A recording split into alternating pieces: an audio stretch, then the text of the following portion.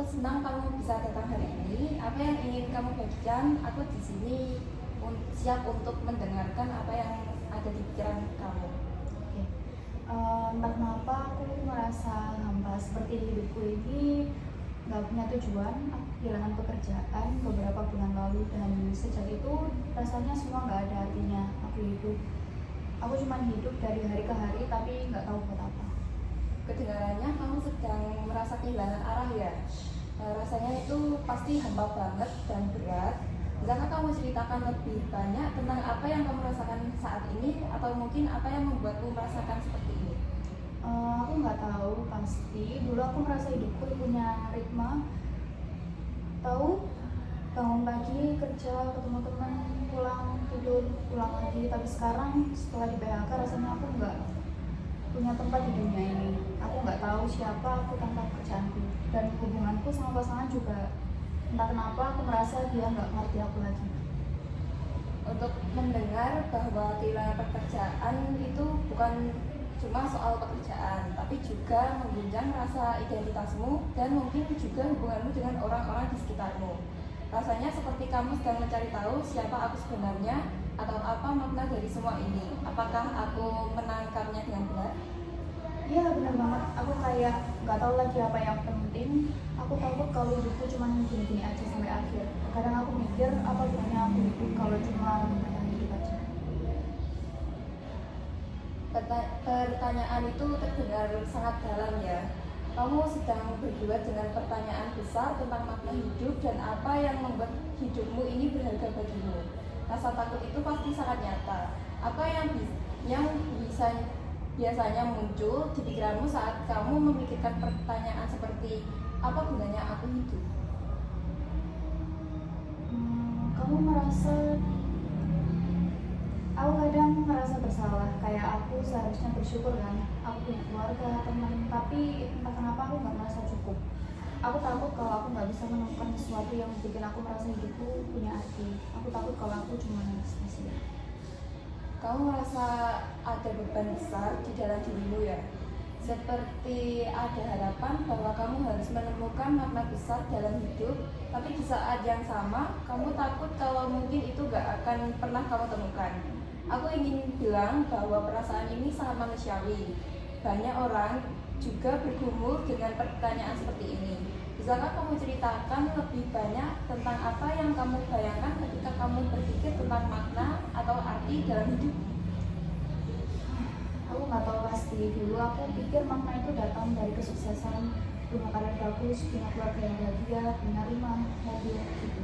Tapi sekarang aku nggak punya pekerjaan, hubunganku berantakan, dan aku merasa semua itu omong kosong. Aku pengen sesuatu yang nyata, sesuatu yang bikin aku merasa hidup buat sesuatu yang besar.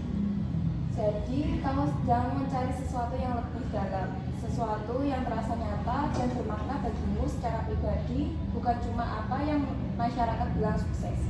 Kedengarannya seperti kamu ingin menemukan tujuan yang selaras dengan siapa kamu sebenarnya. Apa yang menurutmu bisa membuatmu merasa hidup atau terhubung dengan sesuatu yang lebih besar itu? Aku nggak yakin. Kadang aku ingat masa kecilku, waktu aku suka bantu teman-teman di kampung, atau pas aku nulis puisi buat diri sendiri.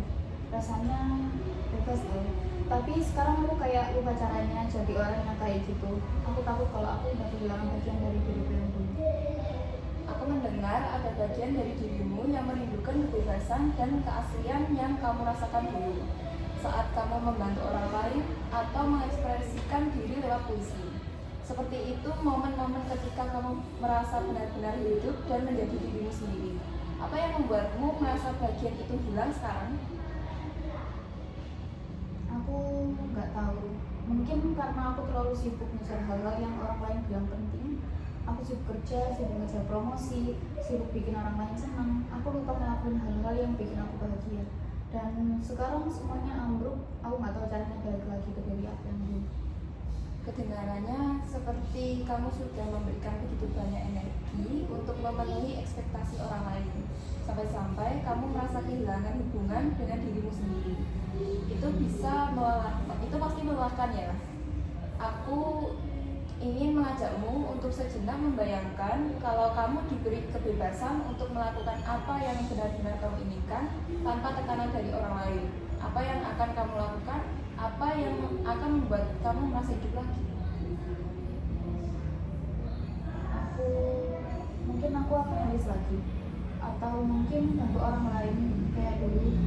Aku suka melihat orang senyum karena aku bantu mereka, tapi aku takut kalau itu nggak cukup. Aku takut kalau aku cuma bermimpi dan pada akhirnya aku tetap gagal. Aku mendengar kerinduanmu untuk kembali ke hal-hal yang memberimu sukacita, seperti menulis atau membantu orang lain. Tapi ada juga ketakutan bahwa itu tidak akan cukup atau kamu akan gagal. Ketakutan itu sangat nyata dan aku ingin bilang bahwa kamu nggak sendirian dalam merasakan ini.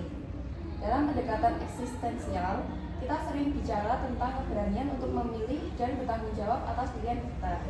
Meskipun ada ketakutan.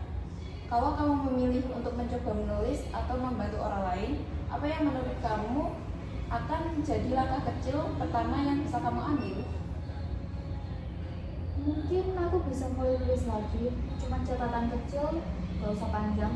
Atau mungkin ngobrol sama teman lama, tanyain kabar mereka, lihat apa yang aku bantu.